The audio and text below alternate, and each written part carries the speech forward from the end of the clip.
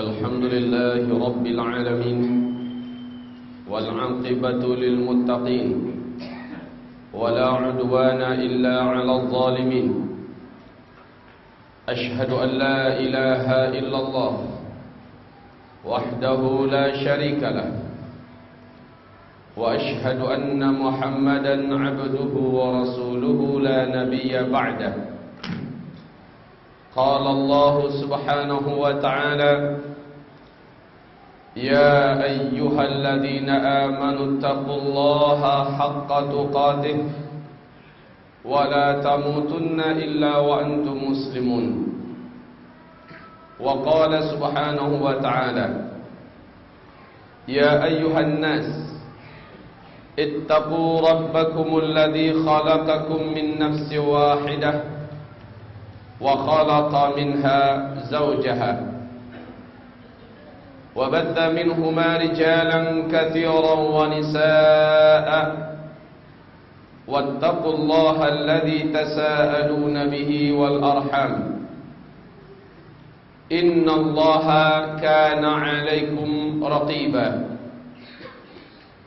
وقال سبحانه وتعالى يا أيها الذين آمنوا اتقوا الله وقولوا قولا سديدا يصلح لكم أعمالكم ويغفر لكم ذنوبكم ومن يطع الله ورسوله فقد فاز فوزا عظيما اللهم ارحمنا بالقرآن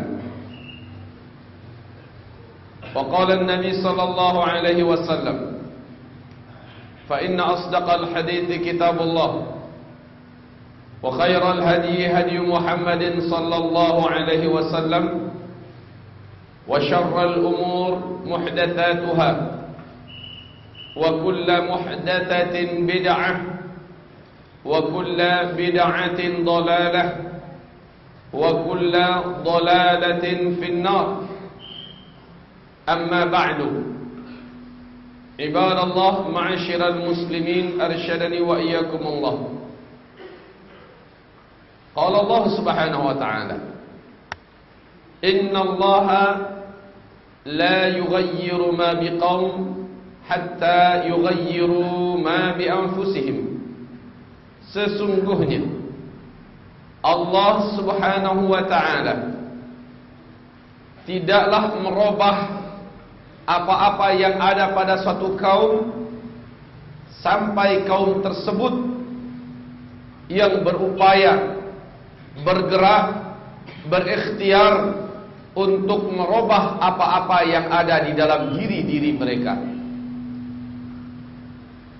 Islam ini ya ibadallah berdiri di atas pemahaman dan manhaj yang pertengahan atau disebut dengan al-aqidah al-wasatiyah, aqidah yang pertengahan, tidak terlalu berat ke kanan dan juga tidak berat ke kiri, benar-benar pertengahan.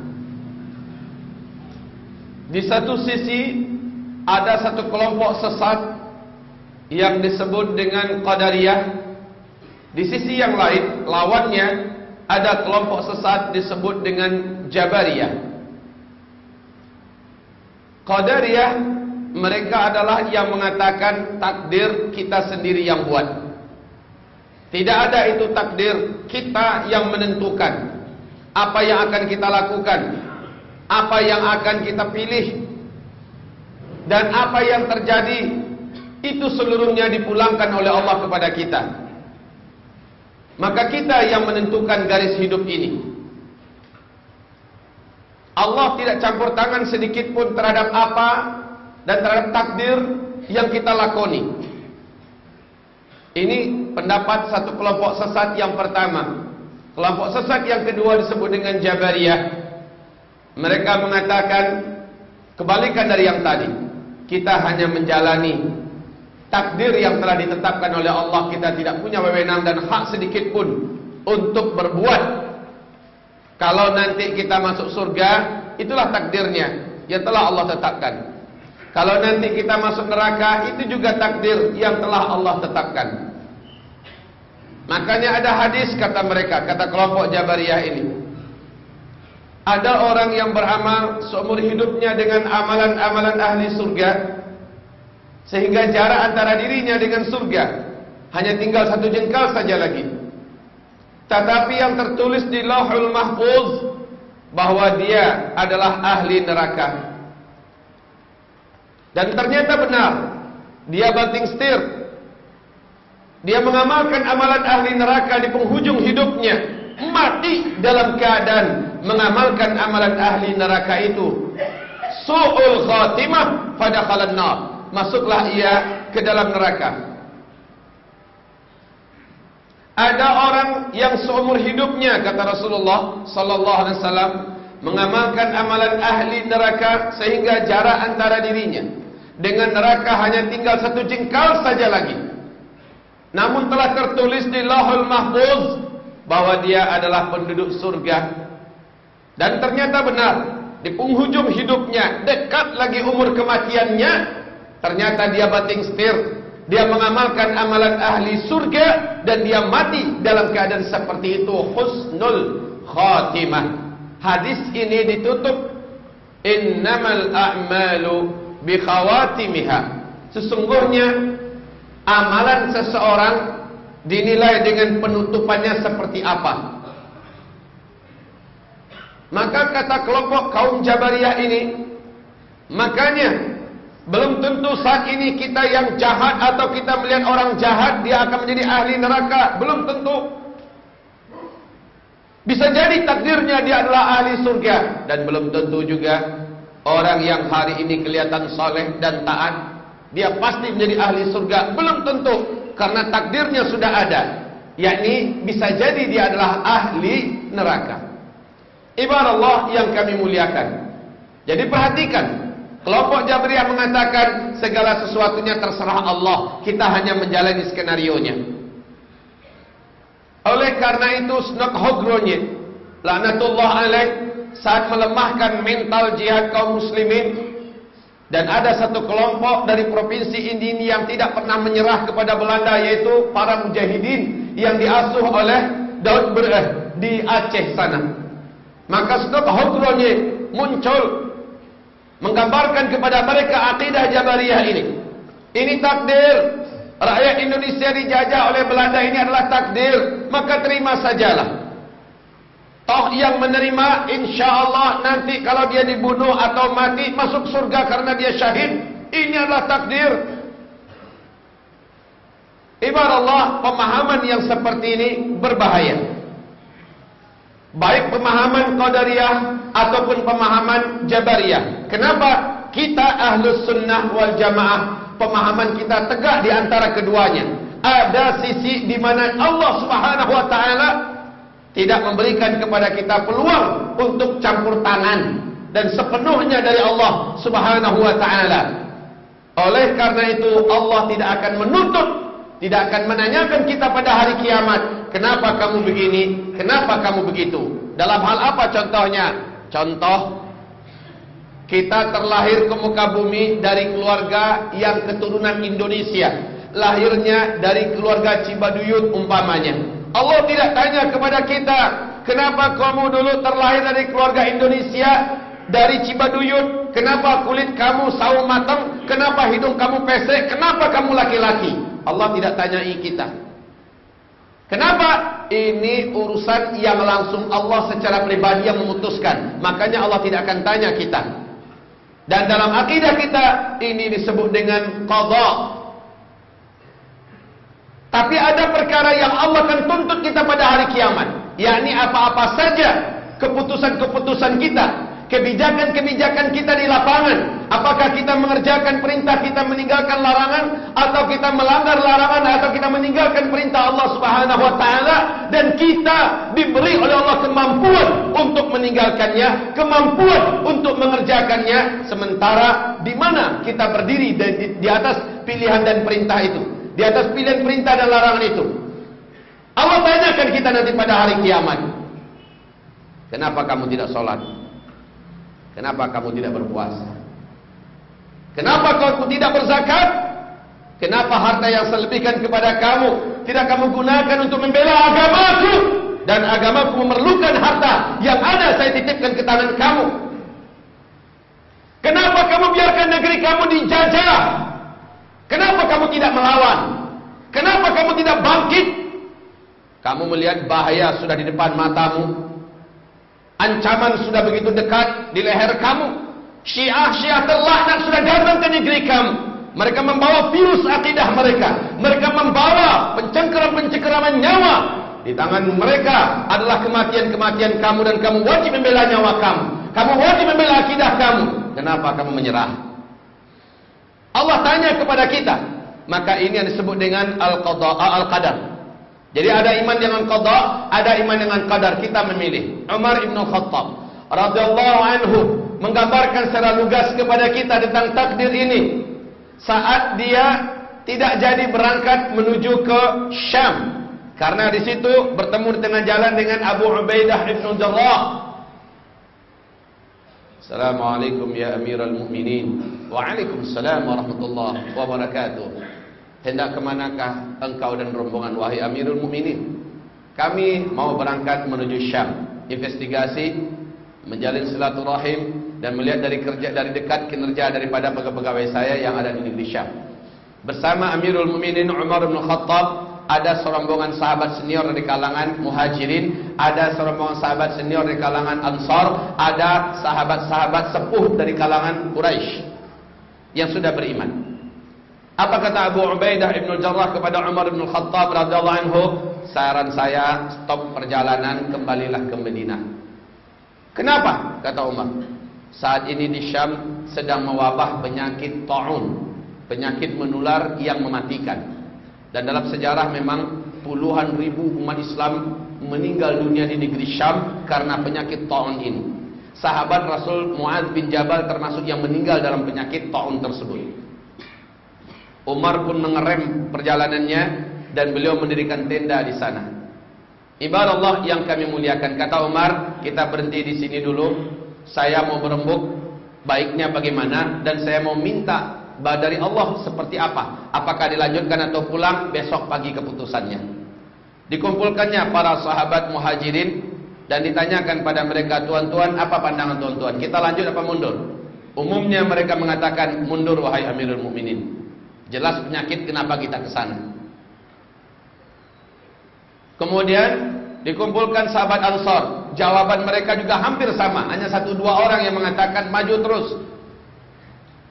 Dikumpulkan senior-senior Quraisy yang telah beriman. Pendapat mereka juga hampir sama, mengatakan mundur ke belakang. Maka Umar bin Khattab semalaman suntuk. Dia bangkit tahajud dan dia terus berdoa kepada Allah, mohon kekuatan hati, apakah maju atau mundur. Menjelang subuh hatinya sudah kuat, mundur. Lepas sholat subuh, beliau akan umumkan lagi kepada seluruh rombongan yang bersamanya. Umar ibn Khattab radhiyallahu anhu dikejutkan dengan kedatangan Abdurrahman ibn Auf radhiyallahu anhu. Ternyata Abdurrahman bin Auf nyusul. Lalu ditemukan rombongan masih di tenda. Bertanyalah Abdurrahman bin Auf, ada apa gerangan? Kenapa tuan-tuan semua berhenti di sini? Maka para sahabat-sahabat yang ada menceritakan kendalanya apa? Oh, kalau begitu saya ada hadis ini tentang ini dari Rasulullah sallallahu alaihi wasallam. Saya ingin jumpa dengan Amirul Mukminin. Singkatnya, bertemulah Abdurrahman bin Auf radhiyallahu anhu dengan Amirul Mukminin Umar bin Khattab radhiyallahu anhu, dan disampaikan oleh Abdurrahman bin Auf, wahai Amirul Mukminin, pernah Rasulullah sallallahu alaihi wasallam mengucapkan sesuatu hal berkaitan dengan ini. Apa itu? Kata Umar. Rasulullah sallallahu memesankan, siapa yang mendengar di suatu daerah ada penyakit yang menular sedang terjadi, sedang menjangkiti masyarakatnya yang di dalam negeri itu, tidak boleh keluar, agar jangan menularkan pada orang-orang yang masih steril di luar sana. Dan yang di luar tidak boleh masuk, kata Rasulullah sallallahu alaihi wasallam, agar jangan menjemput penyakit. Mendengarkan itu, Umar bin Khattab pun bertasbih dan bertakbir, mengucapkan alhamdulillah. Saya tadi baru saja telah memutuskan untuk balik ke Madinah. Ternyata alhamdulillah, apa yang saya putuskan, apa yang saya rencanakan buat disampaikan sama dengan yang diungkapkan Rasulullah. Tenang sudah Umar bin Khattab, disuruh kumpul semuanya. Maka Umar bin Khattab berpidato singkat, mundur ke Madinah. Kapan-kapan kita ke sana. Mu'adz bin Jabal yang waktu itu ada di rombongan mengajukan keberatannya, Amirul Mukminin, afirarun min qadarillah, apakah Tuhan mengajak kita lari dari takdir? Kalau memang takdir kita di sana, kita meninggal dunia, kenapa harus lari? Maju. Kalau kita tidak terjangkit penyakit, enggak akan kena, wahai Amirul Mukminin. Kalau memang di sana ajal kita, maka jemputlah ajal itu. Bukankah orang yang meninggal karena penyakit menular atau ta'un syahid? Demikian kan kata Mu'adz bin Jabal. Jawaban Umar bin Khattab menyelesaikan masalah, dan insyaallah ini adalah akidah seluruh sahabat-sahabat Nabi. Naam. Nafirru min qadarillah ila qadarillah. Ya, kita lari dari satu takdir Allah kepada satu takdir Allah yang lain. Takdir itu ada dua, takdir yang buruk, takdir yang baik. Kalau maju ke depan, takdirnya kita terjangkiti penyakit. Itu sunnatullah. Kalau kita maju, kita kena. Insya Allah kita akan kena. Tapi ada satu takdir yang lain. Kalau kita tidak maju, kita selamat karena kita diperintahkan Rasulullah jangan masuk. Maka kita taat pada Rasul, kita juga selamat dari menjemput takdir yang buruk. Ada takdir yang baik di kota Madinah. Kapan-kapan toh kita maju lagi ke depan. Ini penyelesaian masalah kaum muslimin. Bahwa dalam masalah takdir, kita yang memutuskan, kita yang menentukan. Maka takdir kita adalah hasil akhir daripada keputusan kita. Takdir kita adalah hasil akhir daripada pilihan kita. Itu yang takdir ibadah Allah yang kami muliakan. Indonesia mau jadi apa? Mau dapat pemimpin seperti apa?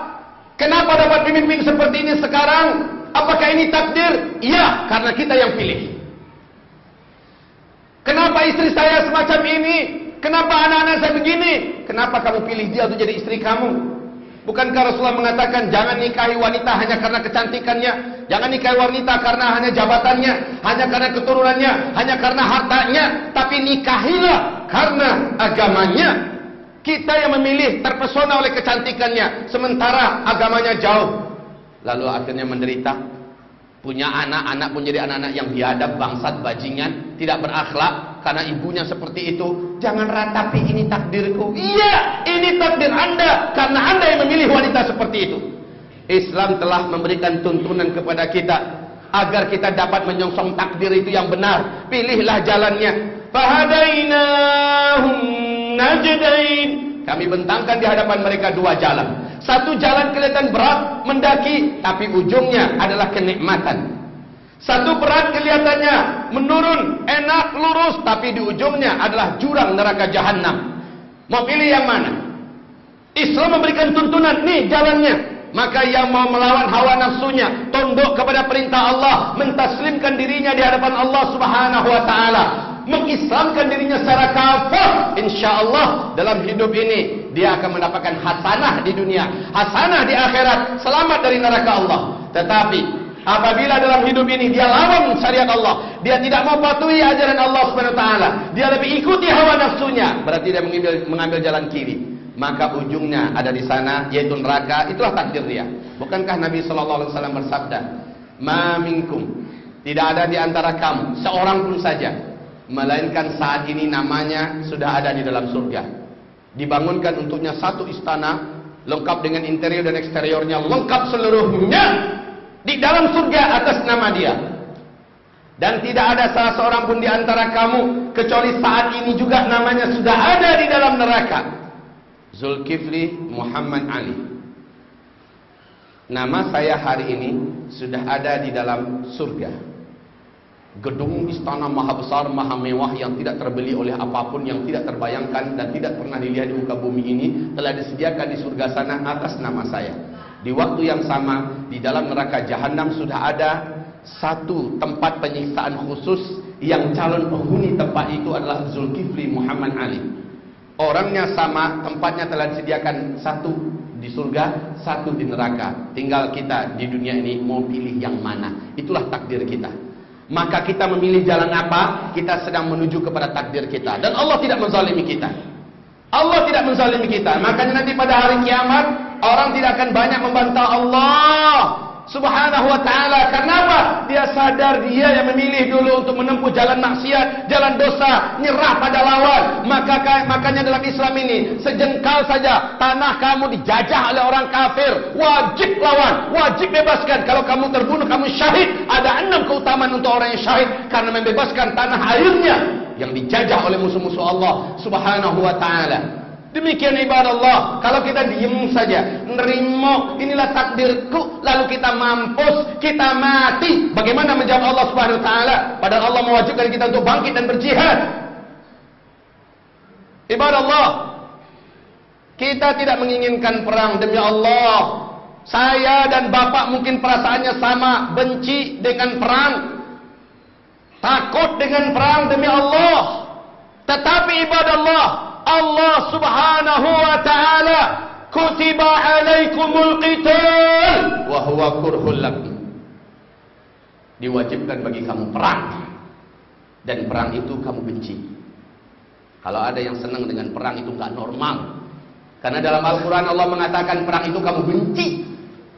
Tapi ketika perang itu diwajibkan, komandan perang selalu musuh yang mengedornya pertama sekali. Mereka yang menggendang tabuk perang ini ibarat Allah yang kami muliakan, dan kita tidak menginginkan perang. Tapi ketika mereka mengganggu kita lemah, kita tidak akan mau diganggu. Tapi saat kita sudah diganggu, mati pun siap. Dan kalau kita menyerah, ingat, kalau kita menyerah, dayus tidak akan bisa mencium bau surga. Padahal surga akan tercium dari jarak 500 tahun perjalanan. Nyerah aja inilah takdirku, maka mati mampuslah. Digorok leher, digorok lawan lehernya, mampuslah. Bangkit melawan, jangan sampai mampus konyol. Bangkit melawan. Persiapkan diri hari ini, persiapkan imannya, ilmunya, amal solehnya. Bersatulah dengan umat Islam Ahlus Sunnah wal Jamaah yang lain. Upayakan jangan sampai berbenturan dan mau dibentur-benturkan dengan umat muslim Ahlus Sunnah wal Jamaah yang lain. Ibadah Allah, Indonesia ini di masa yang akan datang hanya Ahlus Sunnah wal Jamaah yang mampu menjaganya, hanya Ahlus Sunnah wal Jamaah yang mampu memeliharanya. Dan darah-darah para syuhada terdahulu yang telah memerdekakan Indonesia dari penjajah-penjajah biadab Belanda, penjajah-penjajah yang keparat dari Jepang dulu, hanya Ahlus Sunnah wal Jamaah yang bangkit tampil menyelamatkan Indonesia. NKRI ini tidak akan pernah ada dan tidak akan pernah wujud di masa yang akan datang kalau bukan umat Ahlus Sunnah wal Jamaah. Dan kita besok ke depan akan memberikan adil yang nyata. Selama ini kita dianaktirikan, selama ini kita ditindas, selama ini kita telah dizalimi. Tapi kita akan lihatkan kepada mereka bahwa Indonesia ini tidak akan ada kalau tidak ada kita. InsyaAllah ta'ala ibadah Allah yang kami muliakan, kita bukan umat yang menerima dengan takdir, sementara kita tidak berbuat untuk sesuatu untuk merubah takdir. Kamu tidak akan dirubah oleh Allah sampai kamu merubah diri kamu sendiri. Demikian ayat pertama yang kita bacakan. Astaghfiru rabbakum innahu kana ghaffara yursilis samaa'a 'alaikum midrara. Alhamdulillahil wahidil ahadil fardis samad alladzi lam yalid ولم يولد ولم يكن له كفوا أحد أشهد أن لا إله إلا الله وحده لا شريك له وأشهد أن محمدا عبده ورسوله لا نبي بعده. Di dalam hadis sahih Bukhari dan sahih Muslim, Rasulullah sallallahu alaihi wasallam telah bersabda, sayati alaikum zaman alladhi ba'dahu syarrun minhu hatta talqaw rabbakum. Akan tiba kepada kamu suatu zaman, pada masa itu orang yang menemukan hari ini lebih buruk daripada hari sebelumnya, dan hari esok lebih buruk daripada hari ini. Hatta talqaw rabbakum, sampai kamu semua berjumpa dengan Allah Rabb kamu. Tanda besar kiamat itu ada 10. Tanda besar kiamat yang ke-7 adalah seluruh umat Islam di muka bumi ini serentak meninggal dunia karena angin lembut yang bertiup dari daerah timur, atau dalam riwayat yang lain dari daerah Yaman. Maka hatta talqaw rabbakum, sehingga seluruh kamu berjumpa dengan Rabb kamu. Artinya zaman yang dimaksud, di mana zaman itu kedepannya hari-hari dan bertambah waktunya akan makin buruk daripada sebelumnya. Zaman itu insya Allah Ta'ala adalah pada periode keempat. Periode pertama periode kenabian, periode kedua periode kekhalifahan, periode ketiga periode kerajaan-kerajaan Islam yang menggigit, periode keempat periode kediktatoran, dan periode kelima periode khilafah kembali. Dan di periode inilah tanda besar kiamat yang ketujuh terjadi, yaitu meninggalnya seluruh umat Islam sedunia. Nah, periode yang paling mengerikan itu adalah pada periode keempat, itu periode kita sekarang. Inilah periode di mana umat Islam benar-benar akan menemukan bertambah waktu akan bertambah buruk apapun urusan, apapun.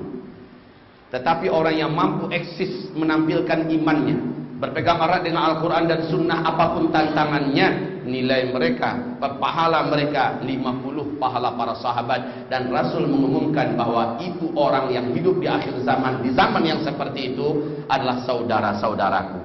Para sahabat-sahabat berkata, bukankah kami saudaramu ya Rasulullah? Bukan, kalian semua sahabat-sahabatku.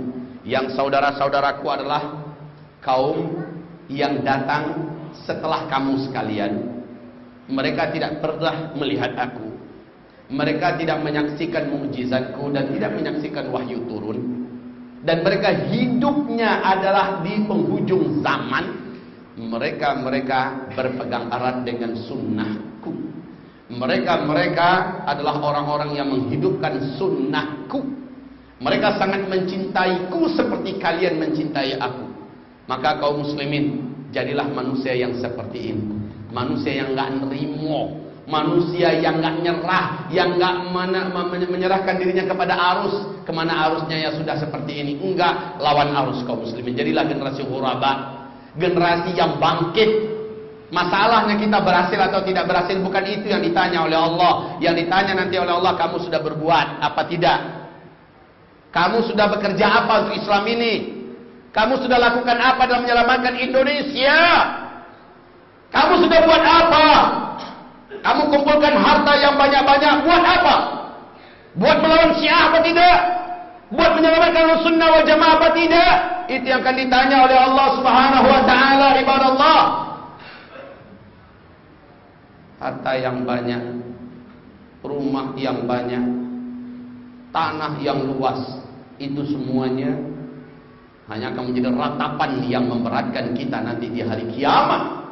Sementara kalau seandainya semua yang Allah berikan kepada kita, kita jadikan sebagai sarana mendekatkan diri kita kepada Allah, semakin dekat, semakin dekat, semakin dekat, itulah yang Allah inginkan. Itulah makna syukur itu, dan pasti Allah akan tambahkan. La in syakartum la azidannakum wa la in kafartum inna azabi lasyadid.